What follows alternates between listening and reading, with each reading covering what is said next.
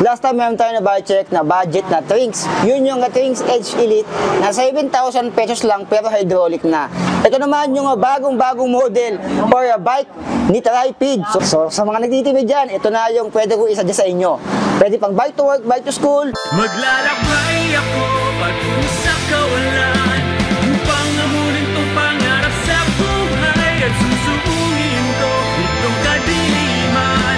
Makita ko lang ang liwanag ng katawan. Okay, ito na yung bike check natin kay Tripid Impact. So meron kayong mapapansin dito na kakaiba or pagkakapareha sa isang brand. So comment down below kung habang binabayad ko to, ano yung nasa isip nyo. Nakamukha itong bike na to. Ayan, sa frame pa lang, meron talaga siyang kamukha na matagal ng brand na kilala sa Pilipinas. So mamaya ko sabihin sa inyo, i-budget muna natin si Tripid Impact. To be honest, yung kulay nito ay nabighani ako. Tignan nyo naman yan.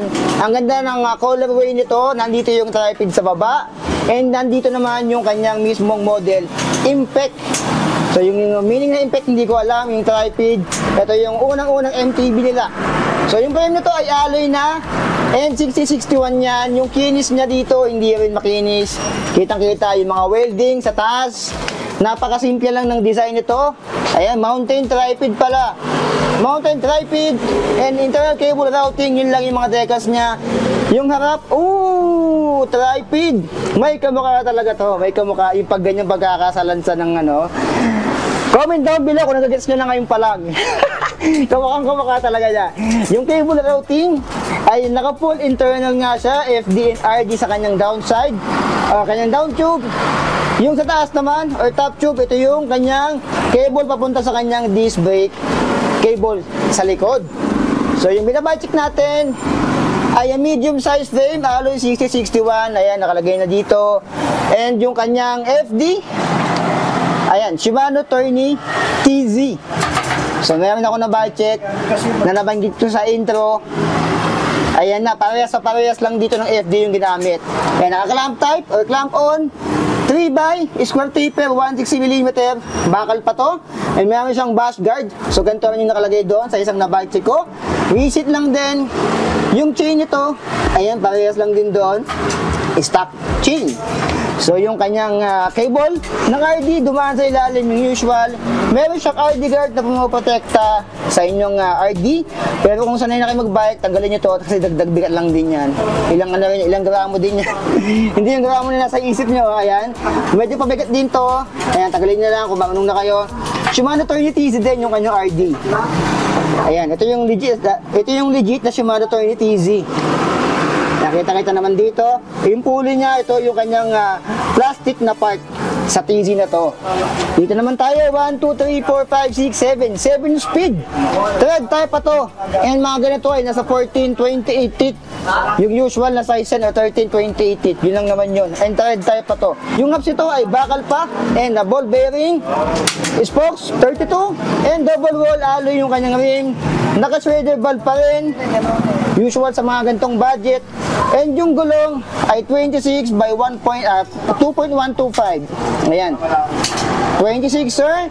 Yung gulong na ginamit dito ay Wanda King. So sana lahat na Wanda.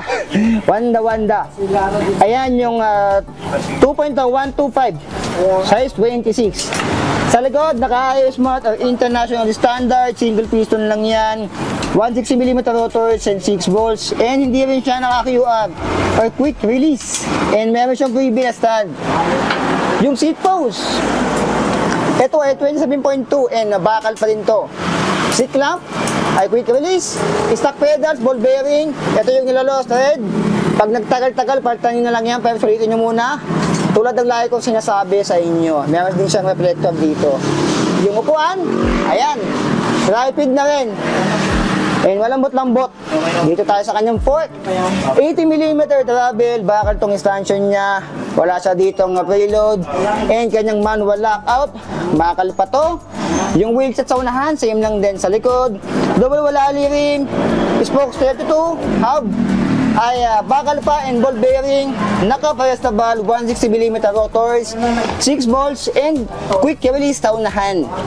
So yung unahan lang ang quick release, sa likod ay hindi. Ayan, mas maganda sana kung ginawa nila itong quick release din yung likod para mas sulit na rin sana sa 5,000 pesos. Yung kanyang head tube ay straight lang. Pinakita ko na naman sa inyo yung kamukha ng isang brand. Alam nyo na yun. Mamaya sabihin ko. Ito naman kanyang headset ay ball bearing pa. Straight lang din yan. And 80mm alloy itong kanyang stem. Clamping 31.8 and bakal pa yan. May pagka-backseat po. Ayan. May pagka-backseat ng konti. Tingnan natin kung meron siyang lock-on. Walang lock-on dito. Ayan. Walang tornilong ganito. So yung kanyang brake and shifter. Ito yung combo shifter na dati ko pa na-budget na nawala nung mga 2021 o 2022. Nakita ko to nung mga kasagsagan ng pandemic sa mga Trings. Itong Shimano na to. Ito yung legit na Shimano. Shimano B-brake. Ayan. Ito yung 3. Ito yung sa FD. Ito naman yung para sa RD. So 7 speed. Ayan, ganito yung magandang combo shifter ng Shimano. Ng Shimano. Ito yung budget nila na combo shifter. So ayan. Nag-guess nyo na ba kung sino yung kamukha nito? So yung kamukha nito ay si Trings. Kasi yung Trings, di ba, nandito yung kanilang model, Trings. Tapos yung frame niya parang kay Trings M116. Yung frame na ginamit sa kanya. Kung ko nagkakamali, M116 yun, pag ganito dito. Yung itsura na yan, Trings talaga yan. And yung kanyang head tube, usual, straight tube. And yung kanyang FD and RD, gantong-ganto yung ginamit sa nabayad kong Trings Edge Elite. Shimano Tourney TC. Shimano Tourney TC din yan. So Trings na Trings talaga para sa akin. Pati yung fork niya, ayan, tripod, Trings din dapat yan. Ito Trings din yung nakalagay dito nung nabayad ko to.